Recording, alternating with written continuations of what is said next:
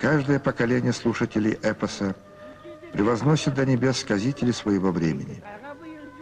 Таким сказителем для нас был Саякпай Каралаев. Нам, слушателям Саякпая, казалось, что самый гениальный и выдающийся монастырь всех времен – это он, Саякпай.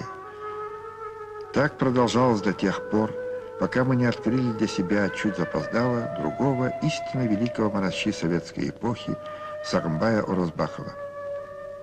И тогда мы, с сожалением, вынуждены были признать, Сагынбай, конечно же, поэт из поэтов, и что его волшебная поэзия необычна и ни с чем не сравнимое высочайшее искусство. Но от этого поэзия Саякпая Каралаева не померкла, а только приобрела для нас иной смысл и красоту.